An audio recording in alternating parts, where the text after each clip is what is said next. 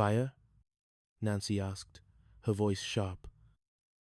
I dropped a cigarette in the bed, Leo said cheerfully. Jack's bed was on fire, but it's out now. Mostly. Nancy stood up, her face a mask of disgust. Jack, you hang around with a fast crowd. A broken-down old man who sets beds on fire? Leo turned to look at Nancy. For the first time, he didn't look like a confused old man. He looked at her with a profound, weary clarity. You know, lady, you're very pretty, but you've got the soul of a landlord. How dare you? Nancy snapped. She turned to Jack.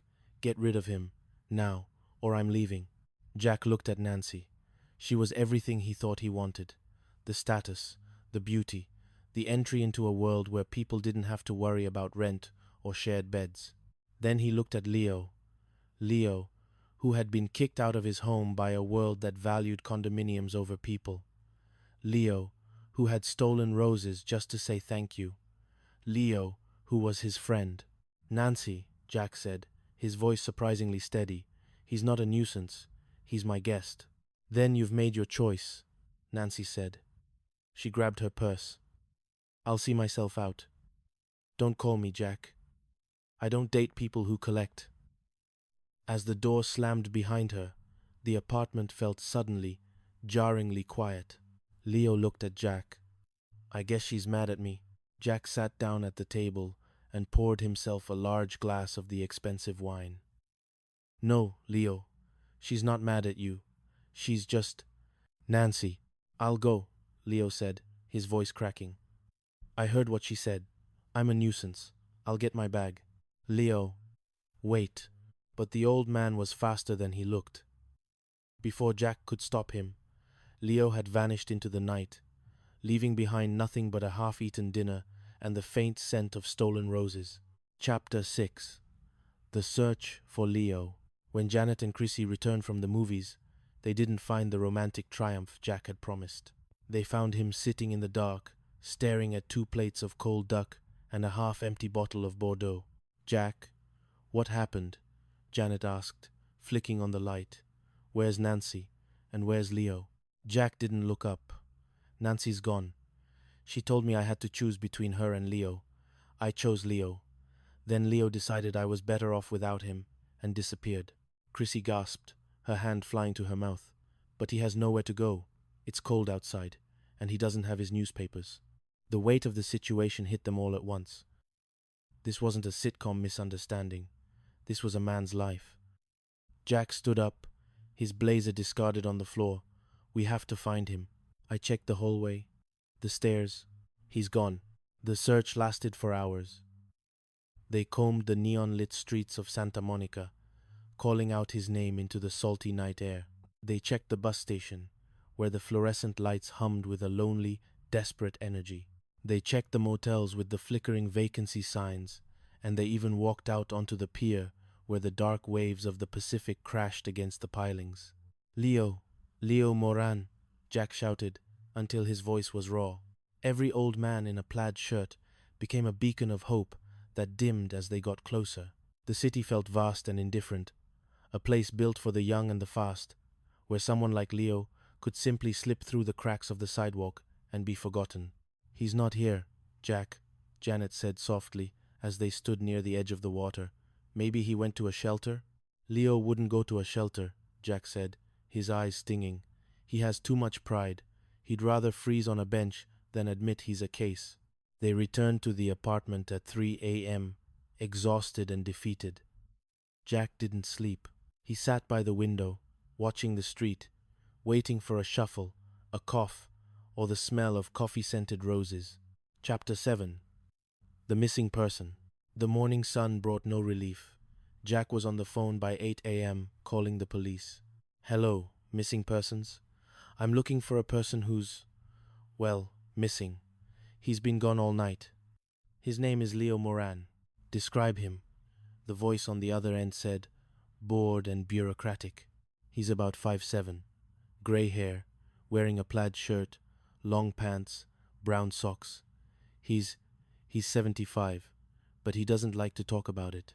As Jack was describing Leo's socks, the front door creaked open, Leo Moran shuffled in, looking exactly as he had the night before, perhaps a bit more rumpled, but with a strange, energetic glint in his eyes. "Leo!" they all screamed in unison. "Hey, you guys are really fast," Leo said, looking at the phone in Jack's hand. "Calling the cops already? I just went for a walk." "A walk?" Jack dropped the phone. "Leo, we've been worried sick. We looked everywhere. Where were you?" Leo waved a hand dismissively. "I don't need a building to fall on me, kid. I knew I was in the way. I went to get my thoughts together." He walked to the bedroom and pulled out his small, battered suitcase. "I just came back to get my bag, thank you all, and say goodbye." "Leo, look, you don't have to go," Janet pleaded. "We want you here." "It's nice of you to say that, Jen," Leo said, and for a moment he looked genuinely touched. "But I don't belong here. This is a place for the young, for people with duck on their plates and yachts in their futures." "Leo, I don't care about the yachts," Jack said firmly. "And we don't want you in some old age home where they treat you like a child." Leo stopped packing and looked at them. A slow, mischievous grin spread across his face. "Old age home? Me? That's for old folks. I got myself a real swinging pad." "What?" Chrissy blinked. "While I was out walking this morning, I ran into two old buddies of mine," Leo explained, his chest puffing out slightly. "Bill and Frank. Seems we're all in the same boat, victims of the great condominium war. So, we decided to pool our resources and become roommates." "Roommates?" Jack asked, a smile finally breaking across his face. "That's right. I'd like you to meet them. They're waiting in the hall." Leo stepped to the door and gestured.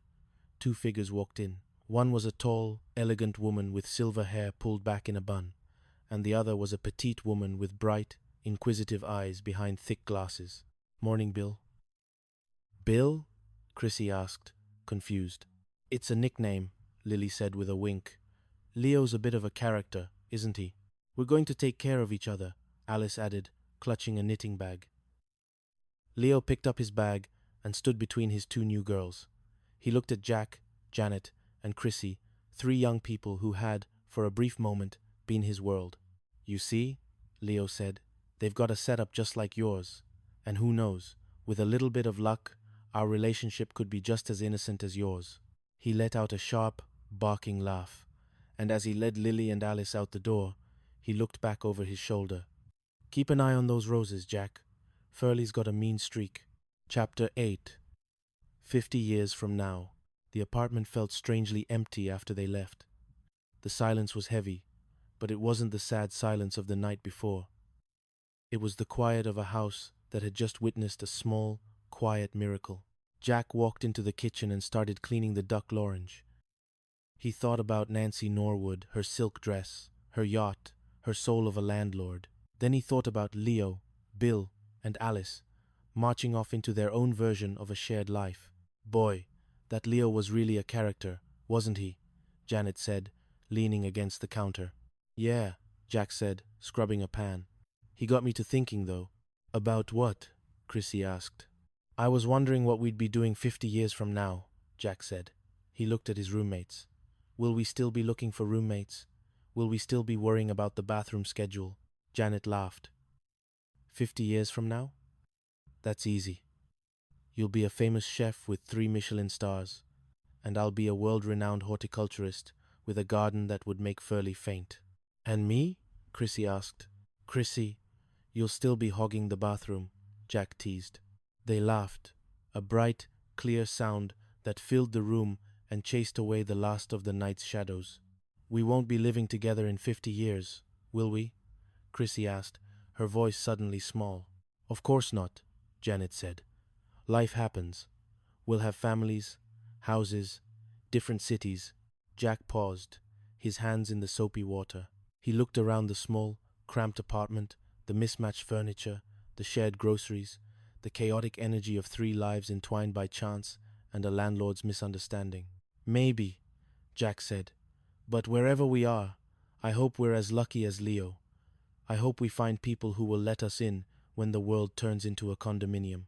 He dried his hands and walked over to them, pulling them both into a clumsy, three-way hug. And in the meantime, does anyone want cold duck for breakfast?